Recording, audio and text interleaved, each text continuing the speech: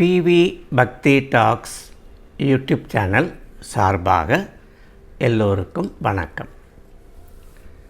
மகாபாரதம் என்ற இதிகாசம், அதை சொன்னாலே மனிதனுக்கு உடனே நினைவில் வருவது பகவத்கீதை. பகவத்கீதை என்றாலே உடன் மனதில் வருவது குருக்ஷேத்திர போர். அந்த குருக்ஷேத்திர போரில் அர்ஜுனன் பகவான் கிருஷ்ணனை தனது தேரை கொண்டு போய் அந்த இரு படைகளுக்கு நடுவில், அதாவது பாண்டவர் படைகளுக்கும் கௌரவ படைகளுக்கும் நடுவில் நிறுத்தச் சொல்லி, அந்த சமயத்தில் அர்ஜுனனுக்கு ஏற்பட்ட ஒரு மனக்குழப்பம், இவை தான் நமக்கு நினைவில் வரும். ஆனால் அர்ஜுனன் பகவானிடம் யுத்தம் எவ்வாறு செய்வது என்று கேட்கவில்லை. மாறாக என்ன கேட்டான் என்றால், மேன்மை பெறுவதற்கான வழி என்ன என்று தான் கேட்டான். அதேபோல் பகவான் கீதையை கூறியதற்கு முக்கிய காரணம் என்ன என்றால், அர்ஜுனனை போரில் ஈடுபடுத்த வேண்டும் என்பது அல்ல. அதற்கு பதிலாக அர்ஜுனன் கடை தேறுவதை மட்டுமே அவர் விரும்பினார்.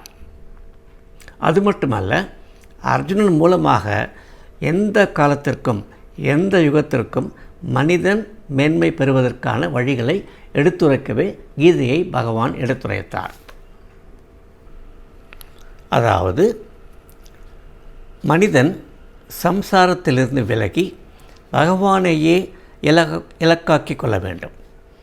பகவானுடன் தனது நித்திய யோகத்தை, நித்திய சம்பந்தத்தை உணர்ந்து கொள்ள வேண்டும் என்னும் நோக்கத்துடன் ஸ்ரீமத் பகவத்கீதை அவதரித்தது. இந்த நித்திய யோகத்தை உணர்வதற்கு கீதையில் 3 மார்க்கங்கள் விவரிக்கப்படுகின்றன. முதலாவது 2வது அத்தியாயத்தில் 48வது ஸ்லோகத்தில் வரக்கூடிய யுதிர் யோகே என்னும் தாதுவின் அடிப்படையில் பிறந்த யோகம் என்ன என்றால், சமத்துவ வடிவிலான பரமாத்மாவுடன் கொள்ளும் நித்திய சம்பந்தம் என்பதாக பொருள் தருகிறது. நித்திய சம்பந்தம் என்றால் சமதா, சமநிலை நாம் பெற வேண்டும். இதற்கு பெயர் கர்மயோகம். மனிதனுடைய சரீரங்களை முழுவதுமாக பிறரது தொண்டில் ஈடுபடுத்த வேண்டும். இதுவே கர்மயோகம் என்று சொல்லப்படுகிறது. அதாவது செயலாற்றுவதில் சுவை காண்பவன் கர்மயோகத்திற்கான தகுதி பெறுகிறான். 2வது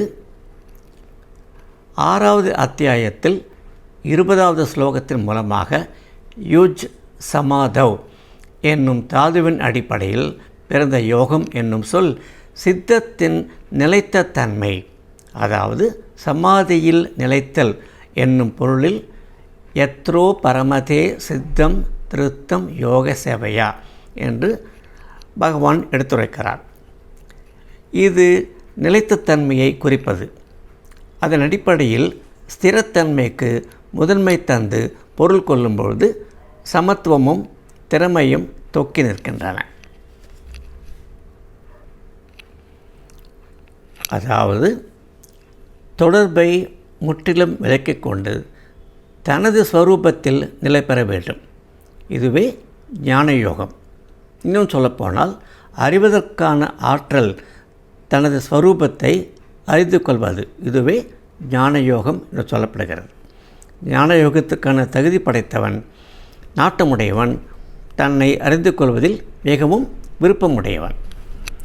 3வது 9வது அத்தியாயத்தில் 5வது ஸ்லோகத்தில் யுஜ் சம்யமதே என்னும் தாதுவிலிருந்து தோன்றிய யோகம் என்னும் சொல் புலனடக்கம், திறமை, பிரபாவம் ஆகிய பொருட்களை தருவதாக பஷ்யமே யோக மைஸ்வரம் என்று கையாளப்படுகிறது.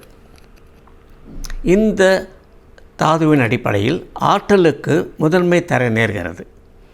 அடக்கும் ஆற்றலால் சமத்துவமும் ஸ்திரத்தன்மையும் ஒருங்கே மனிதனுக்கு வந்துவிடுகின்றன. அதாவது ஸ்வயம் தானே பகவானிடம் சமர்ப்பணம் செய்துவிட வேண்டும். இதுவே பக்தி யோகம். பகவானிடம் சிரத்தையும் விஸ்வாசமும் மிக்கவன் பக்தி யோகத்திற்கான தகுதியை பெறுகிறான். ஆக கர்மயோகம், ஞானயோகம், பக்தி யோகம் இந்த மூன்றை பகவான் நிலைநிறுத்துகிறார் பகவத்கீதையில்.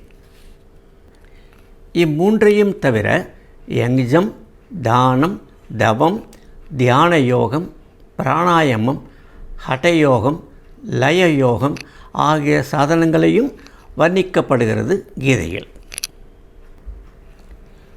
வேதங்களில் வரும் மந்திரங்கள், பிரம்மசூத்திரத்தில் வரக்கூடிய சாஸ்திரங்கள் இவைகளெல்லாம் மனிதன் எவ்வாறு மேன்மை பெற வேண்டும் என்பதற்கான பொருள்கள். இவற்றை அதாவது இப்படிப்பட்ட சாதனங்களை அனைத்தையும் பகவான் கீதையில் சுருக்கமாகவும் அதே சமயம் தெளிவாகவும் விவரிக்கிறார். மனிதன் வாழ்க்கையில் மேன்மை அடைய வேண்டும் என்பது எவ்வாறு என்பதை மிகவும் சுருக்கமாக தெளிவாக கீதை எவ்வாறு எடுத்துரைக்கிறது என்றால், துன்பம் தரும் சூழ்நிலையில் இன்பத்தின் பால் நாட்டத்தையும், இன்பம் தரும் சூழ்நிலையில் இது இப்படியே இருக்க வேண்டும் என்னும் ஆசையையும் துறந்துவிட்டு வாய்த்த சூழ்நிலையை பிறர் தம் தொண்டில் ஈடுபடுத்த வேண்டும். இதுவே சூழ்நிலையை நன்முறையில் பயன்படுத்துவதாகும்.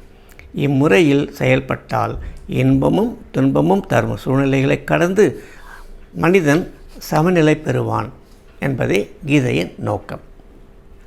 மேற்கொண்டு பார்ப்போம். வணக்கம்.